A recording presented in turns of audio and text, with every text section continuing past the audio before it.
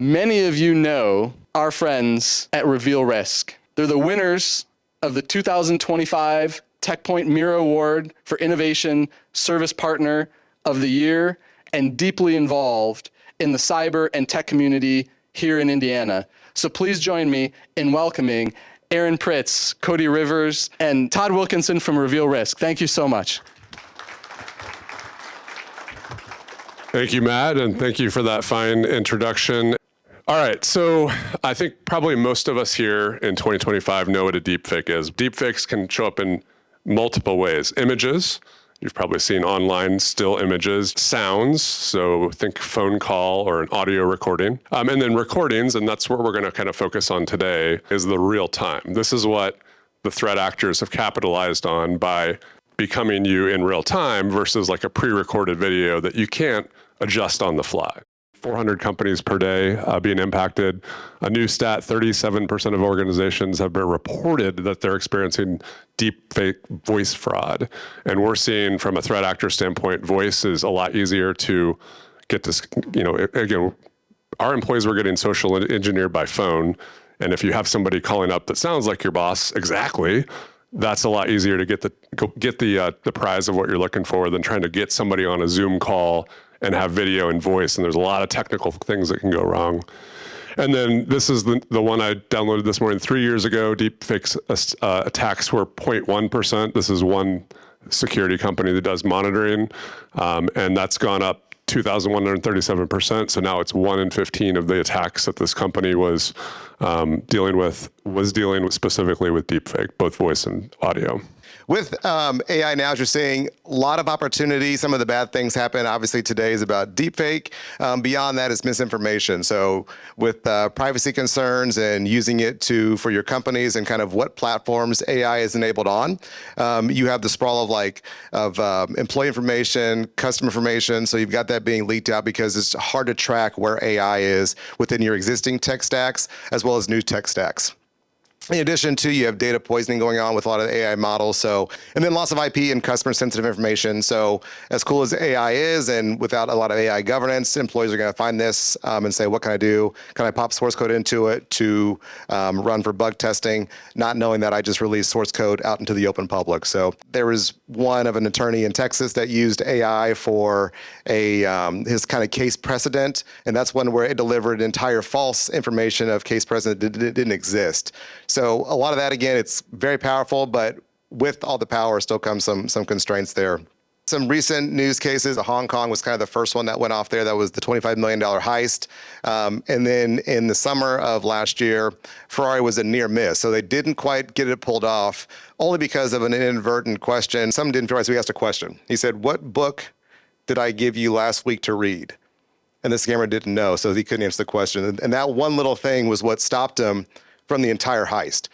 And so you're seeing right now with deepfakes, there's not a lot of technology out there to stop it. So a lot of folks are looking at manual internal processes, similar to just a second line of control check to say, if this is authored or this is asked, here's how to validate it.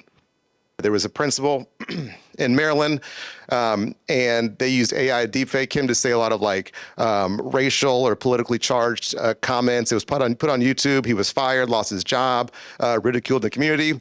Only to find out months later it was a deepfake and not even true of him. But at that point, damage is done. Tough situation. So those are the areas around deepfake that we're seeing are causing malicious things in the news, and companies are trying to figure out a way to block. A lot of these are coming, or we're starting to see they're going after that traditional, how do I break through email systems? How do I make those financial changes behind the system? And having just gone through an IPO, what we found is the attackers were not targeting the executives. They were not targeting folks that have been in the company a long time. They were watching LinkedIn. And they're looking for, well, who's going to be in your financial system who recently got a job, but they're not quite still getting coached. They've been there about 3-4 months, so they're like, I don't want to ask questions. And if you start to see those patterns, instead of going after the executives who get asked questions all the time, those folks on the line, let's target the education towards them. Let's give them an extra support, because we're also the ones out there going, please process this financial statement. Please pay this bill quicker. Please get this PO out faster. So putting together a compelling story that they can pay attention to and giving them that space to say, hey, stop, I got to ask a question. All right. So now as he's going through this, we trained this model on just a few minutes of video from Matt that we have not, it was just sitting on the internet. We didn't get custom video libraries. We didn't do a lot of footage. This was some random video we found online. Now, Aaron, turn to the left. So it'll work, and then it starts to look a little weird. Come to the other side. Now that side looks a little bit better. We found there's more video of Matt's left side than the right side. That's a good side. Yeah, yeah. So the models pick that up. And then, yeah, as you start to look away, that's where it starts to pick up a little bit. Now roll your hand through there. Let's see what that does. Yeah, certainly a lot of artifacts in there. So if you're ever curious and you're concerned about this, ask them just to look away, look up, put their hands, I want to see your hands, do some weird question to get them to do something different. And that'll help filter some of these things out, because most of the models currently today are much better trained on the face. They start to struggle on the hairline. And now look down all the way. I want to see, yeah, so it's trying to keep that face there, but it just starts to distort over time. And this is using, for the most part, a lot of off-the-shelf stuff. We've done some model training on our own that's out there, but a lot of this stuff is available to other people or variants of this. So you're starting to see this all over the place, but just a few seconds of video might be just enough to convince somebody to make that transaction happen.